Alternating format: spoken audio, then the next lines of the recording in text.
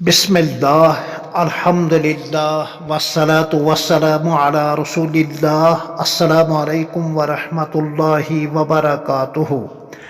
औलियाए कामिलीन कौन और मुहिब्बीन औलिया कौन, इफरात व तफरीद से हटकर एक सिलसिलावार तकरीर किस्त नंबर 9। अलिफ लाम मीम दालिकल किताब, उसके आखिर में वबिल आखिरति हुम युकिनून। पारा नंबर 1 सूरतुल बकरा।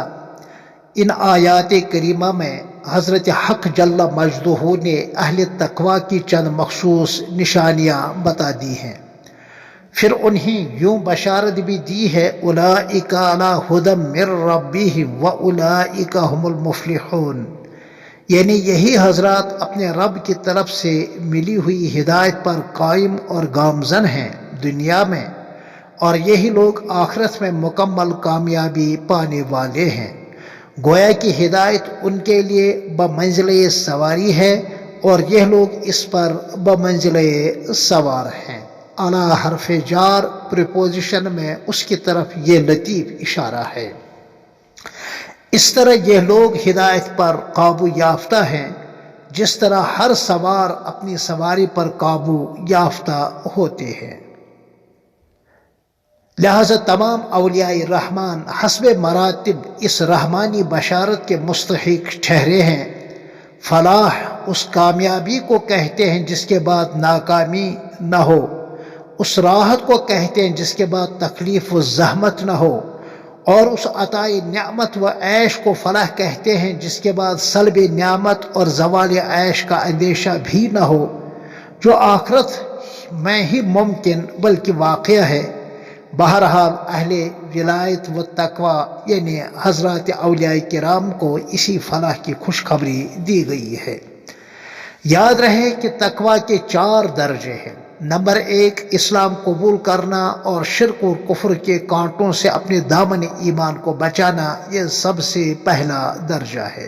दूसरा बड़े बड़े गुनाहों से बचना। तीसरा छोटे छोटे गुनाहों से भी बचने की कोशिश करना। अगर छोटा या बड़ा गुनाह हो जाए, जब तक शराइत के साथ तौबा न करे तब तक उसको चैन न आए। और सबसे आला दर्जे का तकवा वो है जो हम शरह अकायद के हवाले से वली की तारीफ और तहकीक पर इससे पहले कह चुके हैं। ताहम ए बरादर बेनिहायत दरगाहेस्त हर्च बरवई मीरसी बरवई मैस्त, यानी विलायत और मारिफत की कोई इंतहा नहीं है, इसके मनाजिल और मदारिज बेनिहायत हैं। लिहाजा ए राह सुलूक व मारिफत के राही, कहीं रुकना नहीं, थकना नहीं, चलते रहना है। मोहब्बत के अक़साम और मोहब्बत की अकली तौजीहात। वालिदैन का अपनी औलाद से मोहब्बत करना, औलाद का अपने वालिदैन से ताल्लुक़ के खातिर होना, इसी तरह बहन भाइयों का और दूसरे रिश्तेदारों की तरफ क़ल्बी मैलान का होना एक तबई और फितरी चीज़ है। इसको किसी नज़रिया, इज़्म या मज़हब या सियासत या जोग्राफिया या हदबंदियों की बिना पर मिटाया या दबाया नहीं जा सकता। हत्ता कि ये मोहब्बत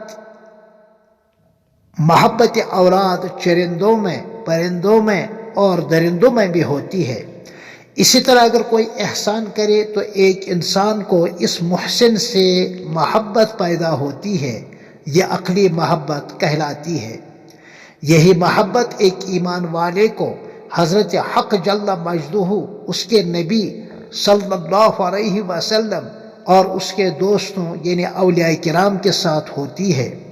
इसलिए कि दीनी बल्कि दुनियावी एतबार से भी यही इसके सबसे बड़े मुहसिन होते हैं।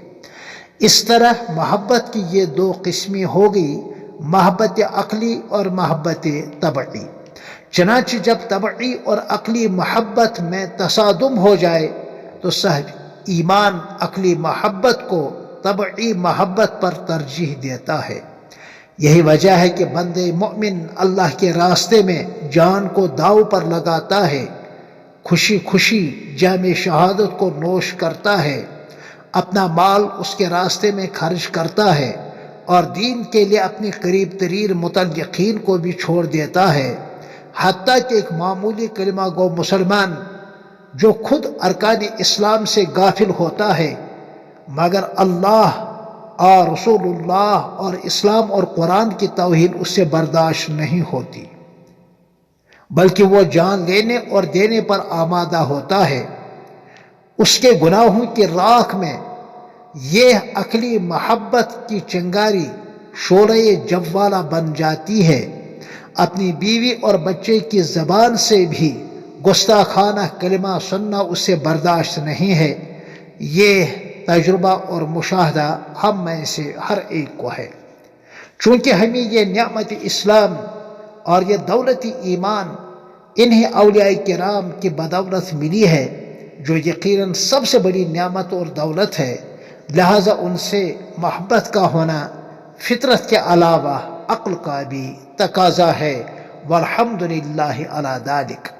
پھر اسی عنوان کے حوالے سے آپ سے ملتے ہیں قسط نمبر 10 میں، تب تک کے لیے السلام علیکم ورحمۃ اللہ وبرکاتہ۔